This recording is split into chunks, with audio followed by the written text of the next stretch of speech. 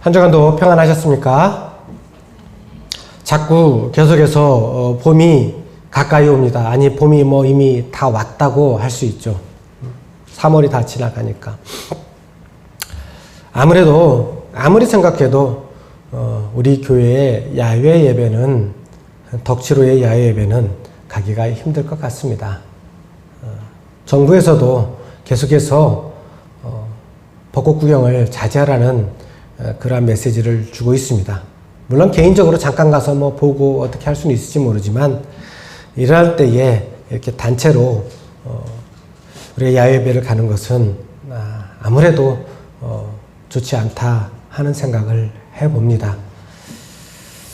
아마 다음에 우리가 이런 시간들을 가질 때는 이전보다 더 좋은, 더 아름다운 그러한 우리가 시간들을 가질 수 있지 않을까 하는 기대를 하면서 이번 야외 예배는 좀 아쉬워도 우리가 좀 참아야 될 것 같다 하는 생각을 해봅니다. 많은 사람들이 교회에서 예배를 드리지 못하는 것에 대해서 안타까워합니다. 가정에서 온라인 영상 또는 가정 예배를 하면서 우리가 함께 모여서 하는 그 예배를 그리워합니다. 또한 신앙생활의 기본이 주일 예배라는 것을 우리는 부인할 수도 없습니다. 특히 한국의 교회는 이 주일 성수라는 이 귀한 가르침으로 지금까지 성장해왔고 있었다고 할 수 있습니다. 그렇지만 정부는 코로나19 확산 방지를 위해서 교회에 대한 행정명령을 발동했습니다. 이런 조치에 대하여 몇몇 교회 또는 어떤 총회들의 발표에서는 이러한 정부의 조치가 종교 탄압이다, 이런 말을 사용합니다. 그들의 얘기를 들어보면 교회 예배는 많은 위기 속에서도 멈춘 적이 없다. 우리가 함께 예배당 안에서 드리는 예배가 생명처럼 귀하다. 또는 우리가 방역의 협조를 잘하고 있다. 다른 여타 의견들과 비교하지 마라. 이런 식의 의견들을 말하면서 강하게 얘기를 하고 있습니다. 이해를 못하는 것은 아닙니다. 항상 제가 매주 예배 시작하면서 이 얘기를 하듯이 이해를 못하지 않습니다. 그러나 다른 기관들과 다른 시설들과 차별에 대해서 말하는 것은 좀 이해가 가지 않습니다. 클럽이나 이런 마트들을 핑계를 대는데 이러한 모습들, 교회가 이런 것에 빗대어 말하는 것은 좀 쫌스럽다 하는 생각이 듭니다. 그렇게 말하면 스스로 클럽이나 마트나 이런 사회의 시설들과 교회가 동급이다, 이렇게 인정하는 것과 다름이 없다는 그러한 생각이 들기 때문입니다. 이러한 태도가 교회의 모습을 더욱더 추락시키는 행위가 아닐까, 저는 그렇게 생각을 합니다. 오프라인으로 모여서 예배를 진행하려면 방역수칙을 잘 지키면 됩니다. 행정명령대로 그렇게 철저하게 하면 공무원들이 와서 시비 걸지 않습니다. 정부의 계속된 발표대로 가능하면 가정예배를 할 수 있도록 서비스를 하고, 가정예배가 힘드신 분들을 위해서 온라인 예배를 이렇게 진행하면 됩니다. 모여서 예배를 드리겠다면 앞에서도 말씀드렸듯이 행정명령대로 잘 지키면 됩니다. 방역을 잘하고 그 지침에 따라서 진행을 하면 됩니다. 무엇이 문제입니까? 이런 상황 가운데서 우리가 고민해야 될 것은 과연 예배는 무엇인가 하는 것을 우리가 고민해보고 살펴봐야 됩니다. 뉴스에서 N번방이라는 것들이 활개치기 때문에, 그 뉴스가 나오기 때문에 그러한 내용도 참 우리가 한번 되짚어보고 같이 나눴으면 좋겠다는 생각도 들어서 너무 할 게 많습니다. 그렇지만 오늘은 우리가 예배에 대해서, 자꾸 예배에 대해서 여러 가지 말들이 나오니까 예배란 과연 무엇인가 하는 것을 같이 살펴보고자 합니다. 예배와 믿음, 구원 이런 것들은 또한 무슨 관계가 있을까? 예배는 어떤 것인가? 어떻게 발전하는가? 이런 상황 속으로는 여러 가지 질문들이 떠오릅니다. 오늘 예배에 대해서 먼저 살펴볼 텐데 우리가 이 시간을 통하여 우리의 예배, 같이 모여서 드렸던 예배, 그동안 여러분의 예배 생활, 또한 지금 가정에서 드리는 예배의 모습 이런 것들을 한번 돌아보고 점검해 볼 수 있기를 바랍니다. 저희처럼 작은 교회는 따라할 수 없지만 요즘 한국 교회 예배들은 굉장히 세련되어 있습니다. 인도자들이 굉장히 언변이 좋죠.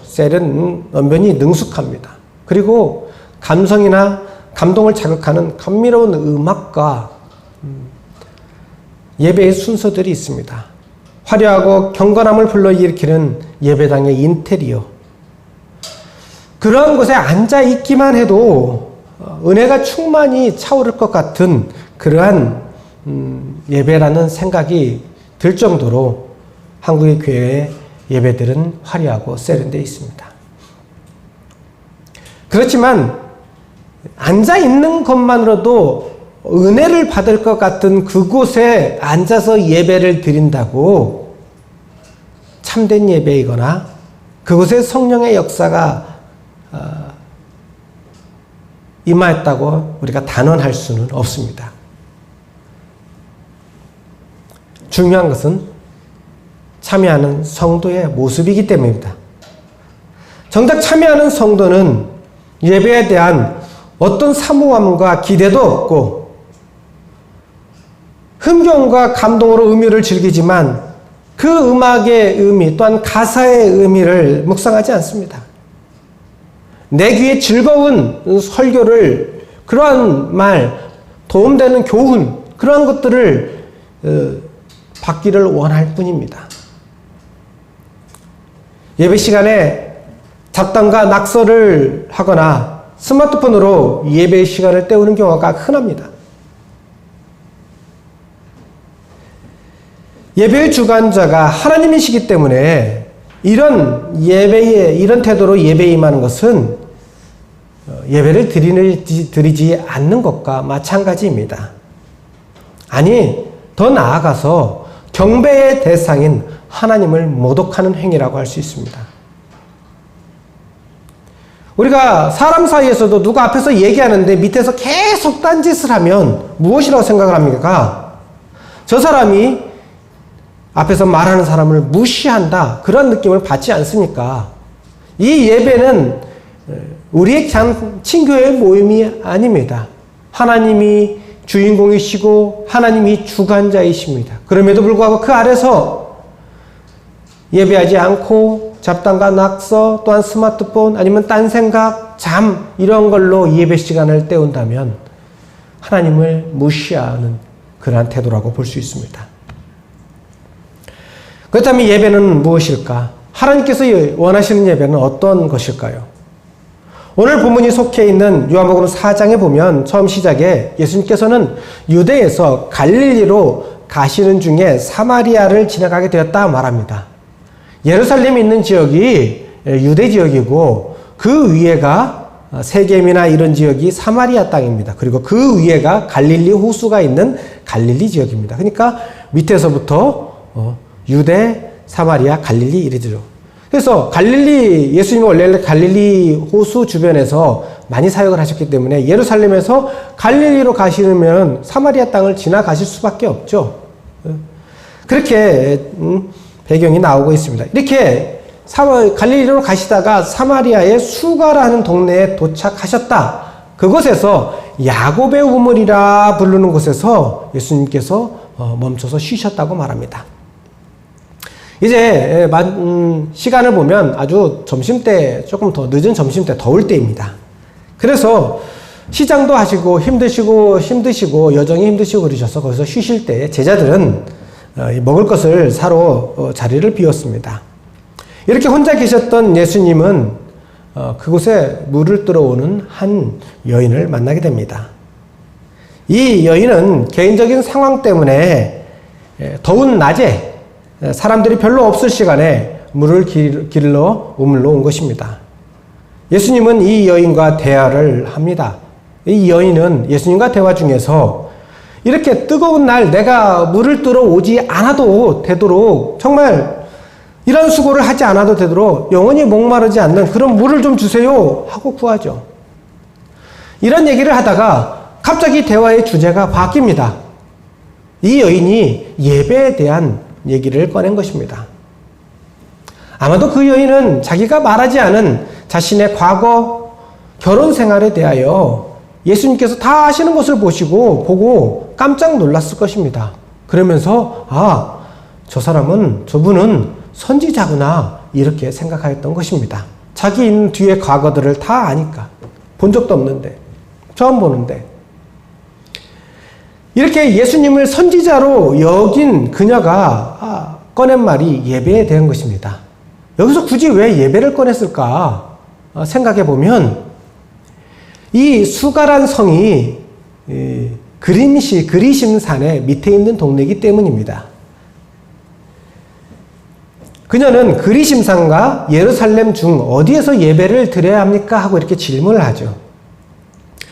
이 그리심산이 어떤 것이냐? 이 그리심산은 수르바벨이 바벨론에서 돌아와 성전을 재건할 때에 사마리아 사람들이 우리도 그 성전 재건에 참여하겠다 했을 때에 이것을 거절합니다. 그러자 사마리아 사람들이 BC 322년에 세운 성전이 바로 성전이 있는 곳이 그리심산입니다. 그리심산 위에다가 자기들만의 성전을 세워놓고 사마리아 사람들은 거기에서 기도하고 예배하고 제사를 드렸던 것입니다. 그렇지만 이곳은 BC 129년에 파괴되어 사라져버립니다. 그렇지만 그 후에도 이 사마리아 사람들은 그리심산을 축복의 산으로 여기면서 거기서 기도하고 예배하고 그런 것을 멈추지 않았습니다. 이렇게 예배에 대해 질문한 여인에게 여인은 하나님께서 지시하신 예배의 처소가 예루살렘이라는 것을 이미 알고 있었습니다. 그렇지만 자기들은 조상들의 전통에 따라서 그리심산에서 기도하고 예배하였어요. 그러니까 예수님께 여쭤보는 거예요. 우리는 전통에 따라서 그리심산에 예배하는데 성경에는 예루살렘에서 예배라고 나오는데 그럼 정말로 어디서 예배하는 게 맞습니까? 하고 이렇게 묻는 거죠. 이 이야기에서 여인과의 대화 속에서 여인과의 대화는 우물물에서 예배할 곳으로 주제가 이렇게 이동합니다. 그러면서 육체적 갈증에서 영적 갈증으로의 이렇게 주제가 이동이 나타나고 있어요. 요한은 이런 순서를 통해서 우물의 물이 우리의 갈증을 해결해 주는 것처럼 우리의 영적인 갈증을 해결해 줄 진정한 예배가 무엇인지를 전해주고자 이렇게 기록한 것입니다. 그렇다면 우리의 영적 갈증을 해결해 줄 수 있는 진정한 예배는 어떤 예배일까? 여인의 이 질문에 예수님께서는 먼저 내 말을 믿으라, 내 말을 들으라 라고 이렇게 말씀을 이어가십니다. 우리가 본문에서는 내 말이라 이렇게 나오고 있죠. 물론 예수님을 믿는다는 것은 당연히 그 말씀을 믿는 것도 포함되는데 이 본문에서의 내 말은 정확한 번역이라고 할 수 없습니다.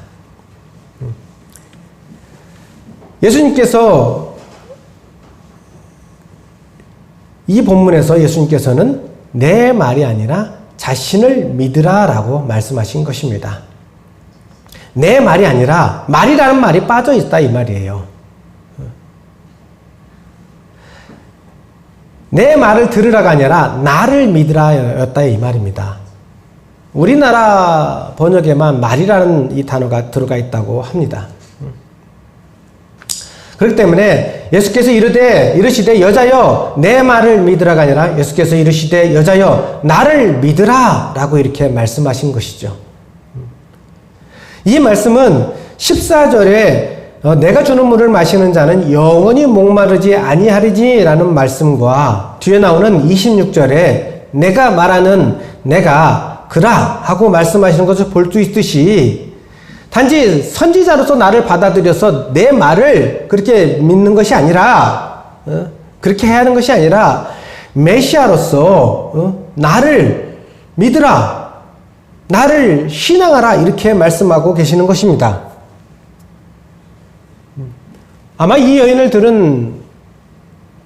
말씀을 들은 여인은 좀 충격적이지 않았을까 하는 생각을 합니다. 도대체 저 사람이 무슨 말을 하지? 자기를 믿으라니.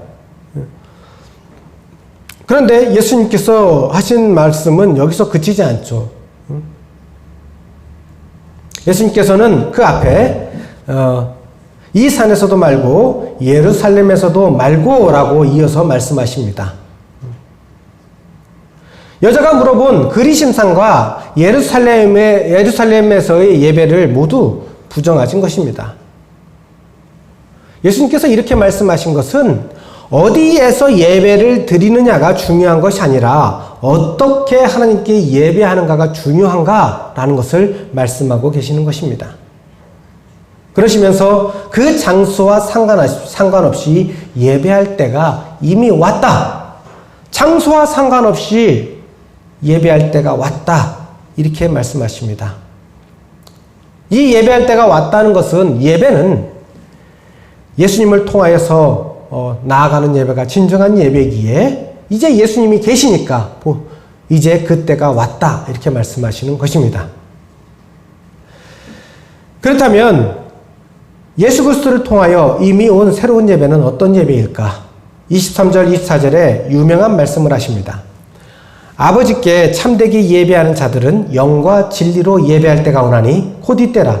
아버지께서는 자기에게 이렇게 예배하는 자들을 찾으시느니라. 하나님은 영이시니 예배하는 자가 영과 진리로 예배할지니라.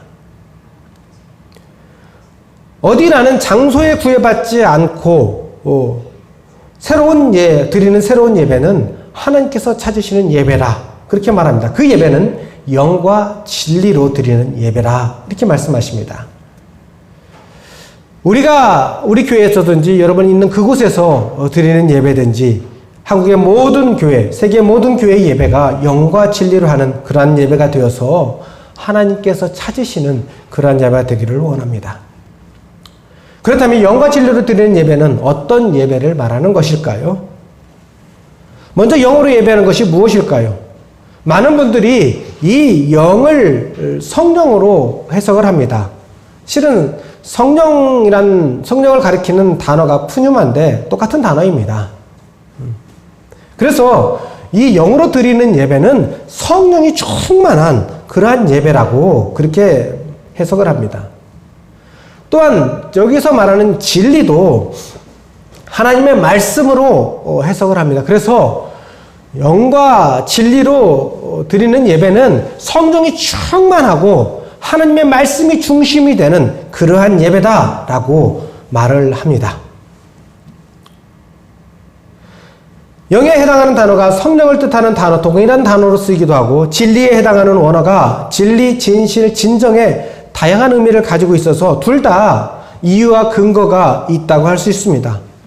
그렇지만 성경은 우리는 그냥 번역된 것을 보지만 신학자들은 문법적인 용법을 통하여서 문법적인 연구를 통하여서 그 뜻을 분명히 하고자 하죠. 이 원어의 문법적인 것을 살펴봤을 때에 이 영은 성령을 가리키는 것이 아니라고 합니다. 여기서 영은 예배하는 사람의 심령, 예배하는 사람의 정신, 예배하는 사람의 마음을 가리킨다고 여러 학자들이 말합니다. 예배가 하나님의 말씀이 중심이 되는 것도 맞는 말이지만 본문에서는 예수 그리스도를 통한 하나님과의 진정한 접촉이 예배다라고 말하고 있는 것입니다. 이를 통해서 영과 진리로 예배한다는 말은 예수 그리스도로 말미암아 죄사함을 받은 자가 어떤 의식이나 재물과는 상관없이 성령에 의하여 자기의 전인격이, 자기의 정신과 마음과 모든 것들이 나아가서 하나님과 진정한 접촉, 하나님과의 만남이 이루어지는 예배다라고 정의할 수 있습니다. 좀 말이 길고 어렵죠. 좀 한마디로 쉽게 말하면 구원받은 사람이 드리는 예배인 것입니다. 구원받은 사람은 억지로가 아니라 반드시 영과 진리로 예배해야 됩니다. 이들은 마음과 지혜의 힘을 다하여 하나님을 사랑하고 이웃을 자기 자신과 같이 사랑해야 합니다. 이러한 그리스도인들이 드리는 예배가 영과 진리로 드리는 예배이고 하나님께서 찾으시는 예배입니다. 그렇기 때문에 우리가 영과 진리로 예배를 하기 위해서는 과연 나는 그리스도인인가? 나는 성도인가? 내가 그리스도인과 성도로서 하나님을 만날 때에 어떻게 만나게 되는가? 이런 것을 돌아보면서 예배에 임해야 될 것입니다. 본문에서 또 중요한 한 문장이 있습니다. 그것은 하나님은 영이시니라는 말입니다. 하나님은 영이시기 때문에 우리의 영으로 예배하고 예수님을 통하여 회복된 하나님께 영적인 권세를 통하여 관계를 통하여 예배하라고 하시는 것입니다. 솔로몬이 지은 성전도 하나님이 거기 거하실 수 없다고 그렇게 성경에 기록됩니다. 그렇기 때문에 그러한 이유는 하나님이 크셔서도 그렇지만 하나님은 영이시기 때문이라는 게 먼저 가장 중요한 것입니다.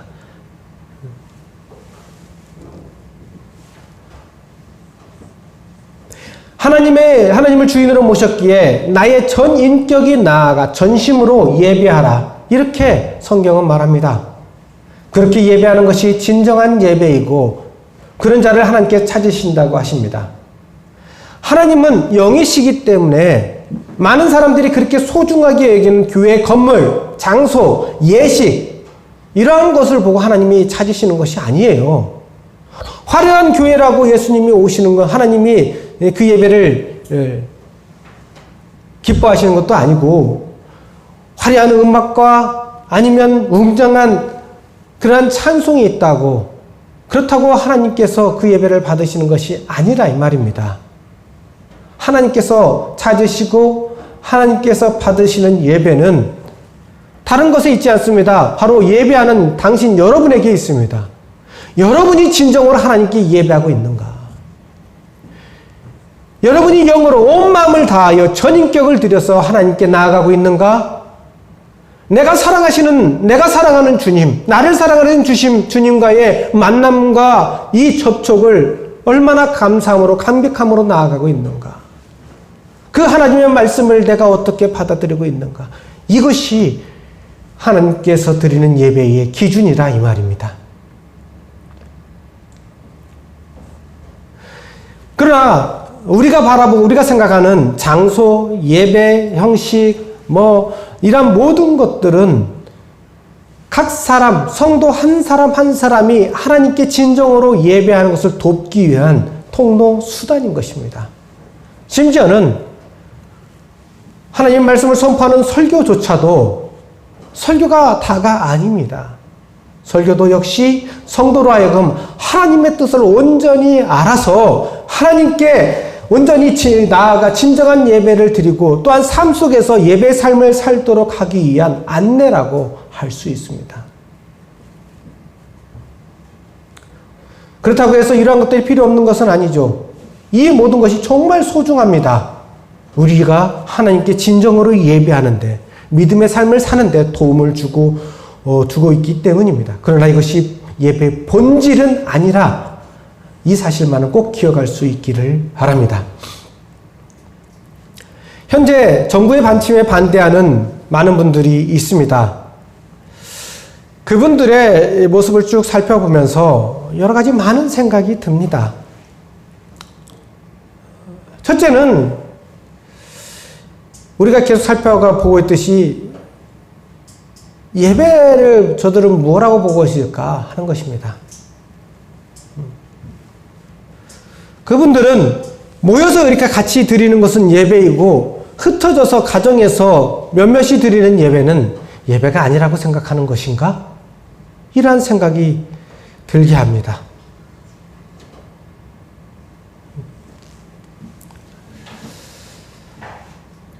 이러한 분들, 이러한 생각을 혹시 가지고 계신 분이 있다면 이렇게 말씀드리고 싶습니다. 초대교회에는 그러한 큰 교회들이 없었다고요.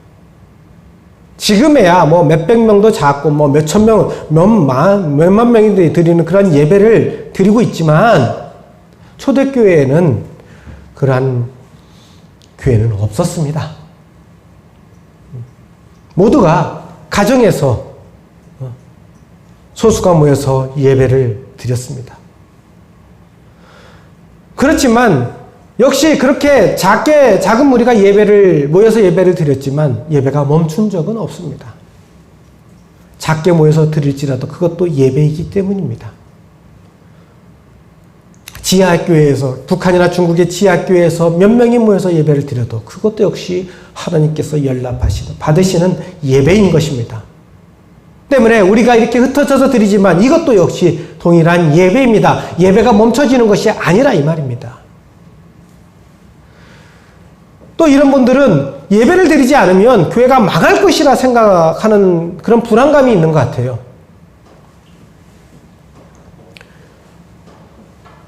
같이 공동회에 모여서 예배를 드리지 않으면 교회가 망합니까?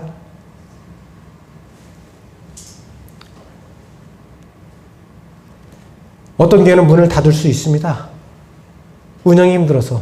그렇지만 그것이 아니라도, 지금 이 상황이 아니라도 그런 일들은 있어 왔습니다. 이것 때문에 교회가 망하거나 그러지 않습니다. 교회가 망한다고 생각하면서 그들이 불안함을 느끼는 또 다른 것은 이렇게 되면 복음 사역도, 하나님의 사역도 멈춘가? 제대로 되지 않을 것인가? 이런 불안함을 가지는 것입니다. 아니요. 저는 이것은 확실하게 말씀드릴 수 있습니다. 비록 교회가 같이 공예배를 드리지 못하고 또는 교회가 설사 문을 닫는다 할지라도 하나님의 사역은 멈추지 않습니다. 하나님의 사역은 주님이 오시는 그날까지 멈춰지지 않습니다. 한국에 있는 모든 교회가 문을 닫는다고 할지라도 하나님의 구원의 사역은 멈춰지지 않습니다. 하나님께서 일하시기 때문입니다. 사랑하는 성도 여러분, 그러한 불안함을 우리는 벗어나야 될 것입니다. 또 한편 교회만 제가 자꾸 얘기하는데 언론에서는 현장에서 드리는 예배를 보면서 헌금 때문에 저런다 그렇게 비난합니다. 그런 기사가 올라올 때마다 막 밑에 댓글들이 어떻게 달리는지 여러분들도 보셨을 것입니다. 물론 현장에서 모이지 않으니 당연히 교회 헌금이 줄어듭니다. 기본적으로 대부분의 교회는 헌금을 쌓아놓고 일하지 않습니다. 많은 교회가 어려움을 겪고 있습니다. 대형 교회도 어렵지만 작은 교회는 위기라고 할 수 있습니다. 월세를 내는 교회는 교회대로, 또한 큰 교회를 할지라도 대출이 많은 교회는 또 그 교회대로 다 어렵습니다. 교회가 예배를 드리지 않고 헌금이 줄어든다고 해서 정부에서 소상공인들이나 이런 사람들처럼 어떤 지원 대책이 있는 것도 아니에요. 그렇기 때문에 분명히 같이 오프라인으로 이렇게 예배 드리는 것이 헌금에 영향을 미치긴 합니다. 이런 상황들이 있기 때문에 어떤 대형교회나 단체들은 미자립교회를 돕기 위해서 고마운 일을 하고 있습니다. 월세를 지원하거나 순교비를 따로 추가로 지원하거나 이러한 일들이 있었습니다. 마치 우리가 지난주에 같이 나눴던 말씀처럼 어려운 이들의 필요, 성도들의 필요를 채우는 것처럼 말입니다. 그런 것이 바울이 있는 초대교회뿐만 아니라 지금 우리 시대에도 그렇게 이루어지고 있다는 것에 대해서 참으로 감사함을 느낍니다. 또한 한편으로 더 감사한 것은 저희 교회는 월세와 빚이 없습니다.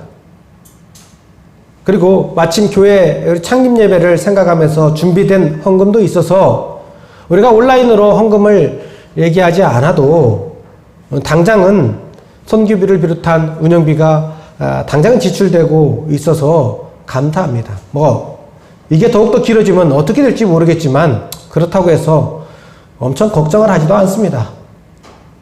저희가 처음 개척을 시작하였을 때에 그때는 정말 없이 시작하였기 때문입니다. 그런 가운데 시작해서 그런지 그런 가운데서 시작하였어도 하나님께서 지금까지 교회를 지키셨고 또한 우리를 먹이셨고 공급하셨고 세워주셨기에 크게 불안해하지 않습니다.